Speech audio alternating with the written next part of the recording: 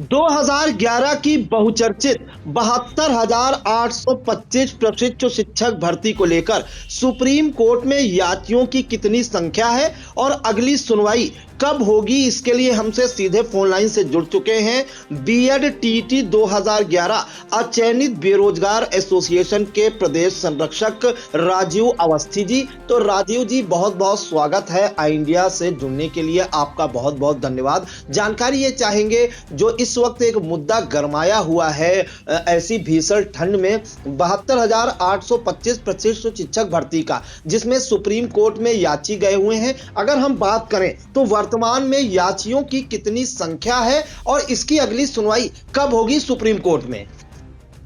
Sir बहुत बहुत आपके चैनल के द्वारा मैं उन बीएड टेट 2011 भाई बहनों का आभारी हूं, जिन्होंने अभी तक हमको इस लड़ाई में बनाए रखा और उनके सपोर्ट के बिना ये लड़ाई संभव नहीं थी। मैं आपके द्वारा बताना चाहता हूं कि अभी 19 तारीख लगी हुई थी, जिसमें मतलब जज साहब डिसीजन नहीं कर पाए और अगली 22 जनवरी और 19 के बाद में 20 तारीख से सुप्रीम कोर्ट में विंटर वेकेशन हो जाती है, जो 6 जनवरी तक चलेगी। और इसी को देखते हुए, मद्देनजर देखते हुए 22 जनवरी को हमारी डेट लगी है और संभवतः इस डेट को माननीय जज साहब, माननीय करोल साहब हमारा डिसीजन कर देंगे। जी राजीव जी, अहम सवाल ये पूछना चाहते हैं कि बहुत से याची ऐसे हैं जिनके अंदर ये उत्सुकता है जानने की कि सुप्रीम कोर्ट में याचियों की संख्या वर्तमान में कितनी मानी जा सकती है, क्योंकि अभी कोई करेक्ट फिगर ऐसा आया नहीं है। और ये भी मत है याचियों का कि जितने अधिक याची बनेंगे मतलब उतने कम चांसेस होंगे नौकरी पाने के। तो क्या ऐसा है हकीकत में? सर, मैं आपको इतना ही बताना चाहता हूं कि लगभग जो 16 दिसंबर 2025 से पहले जितने लोग थे, लगभग उनकी संख्या अप्रॉक्सीमेट 10,000 के करीब अंदर ही थी जी। ठीक है, लेकिन एक मौका जो माननीय करोल साहब ने 16 तारीख तक मिडनाइट 12 बजे तक जो समय दिया गया, उसमें यदि हम उस समय तक की हम बात करते हैं तो लगभग 12,000 के लमसम याची हमारे सुप्रीम कोर्ट में प्रेजेंट टाइम में मौजूद हैं। और उसके बाद माननीय करोल साहब ने स्पष्ट अपने आदेश में लिखा है कि 16 दिसंबर 2025 के मिडनाइट 12 के बजे के बाद में किसी भी तरीके की कंटेम्प्ट एक्सेप्ट नहीं की जाएगी।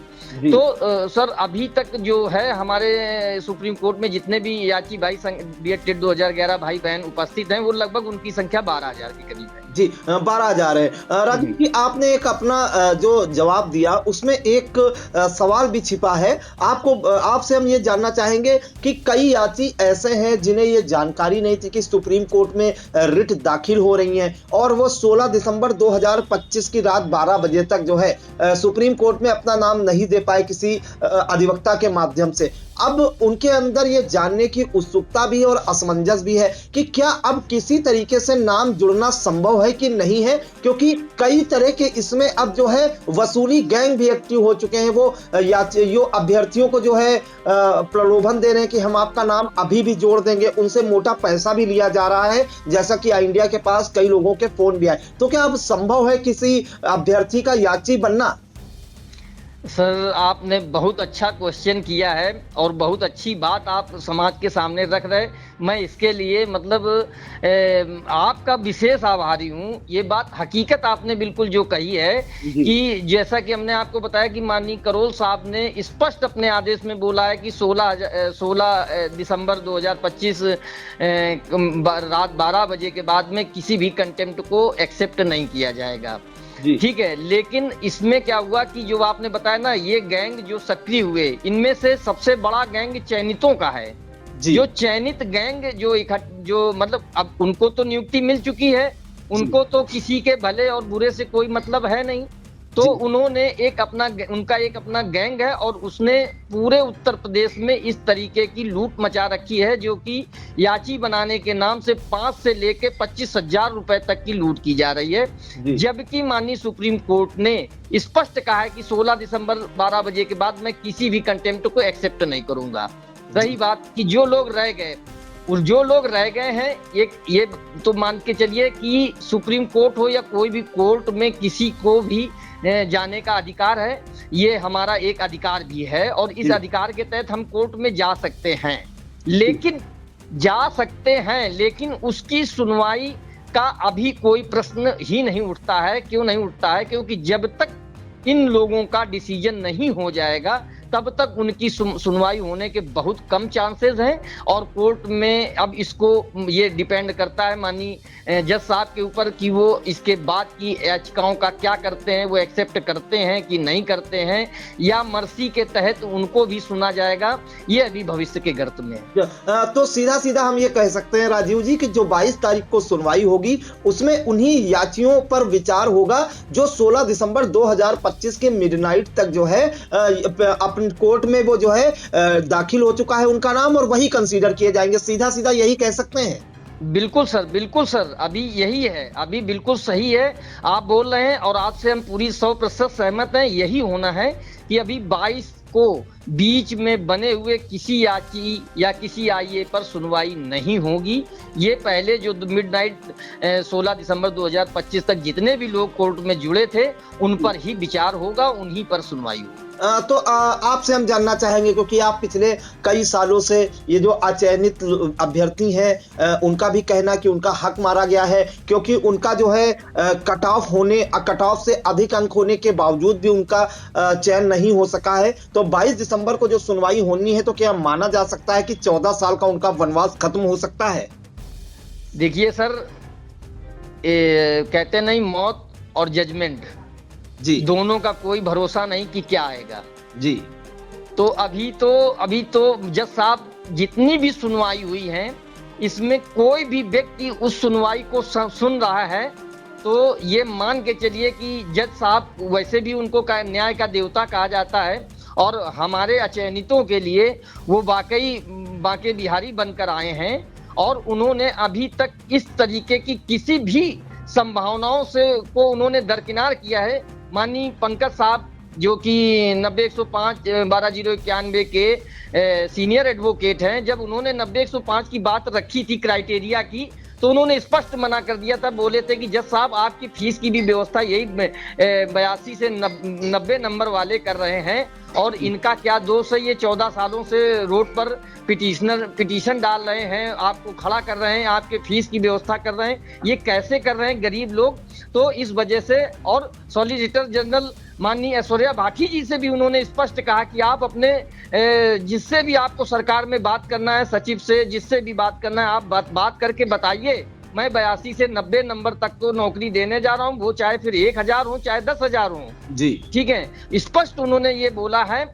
लेकिन फिर भी हम एक आशान्वित तो हैं, लेकिन हम कि अब जब तक हम दूध के जले हुए हैं, जब तक हमको क्लियर डिसीजन हमारे हाथ में नहीं आता है, तब तक हम किसी को मतलब क्लियरिटी हिस्से के साथ में हम अपनी कोई भी बात नहीं रखेंगे, क्योंकि हम झूठ समाज में नहीं बनना चाहते। जी बिल्कुल। तो देखिए बहुत ही सटीक बात इन्होंने कही है कि 22 जनवरी 2025 को सुप्रीम कोर्ट में जो है एक सुनवाई होनी है। सुप्रीम कोर्ट की जो कोर्ट संख्या 11 है, जस्टिस संजय करोल और जस्टिस प्रसन्ना बी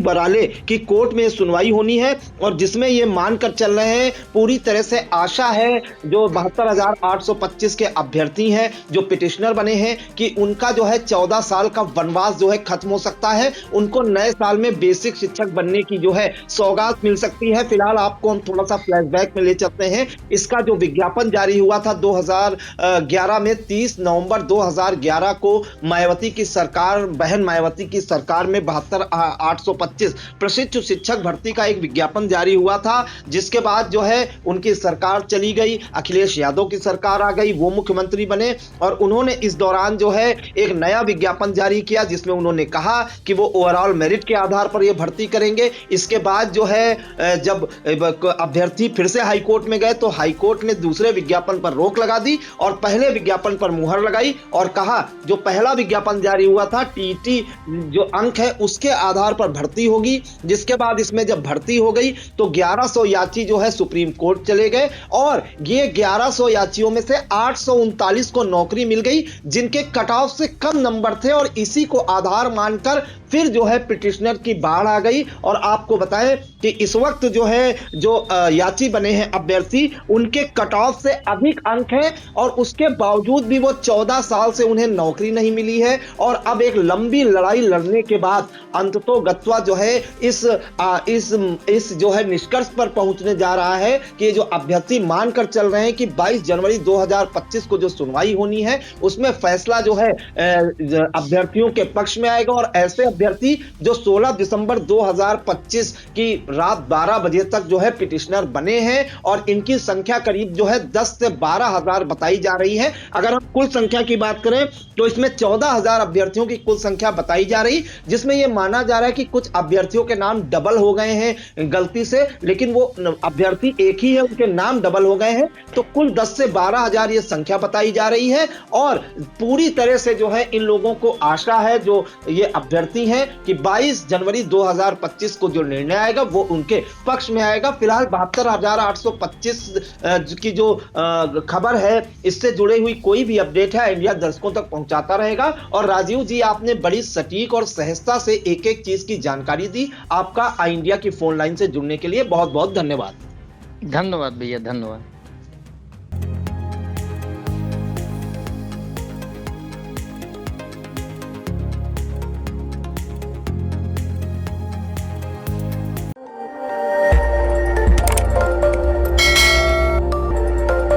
खबर आपकी, नजर हमारी। देखते रहिए आई इंडिया।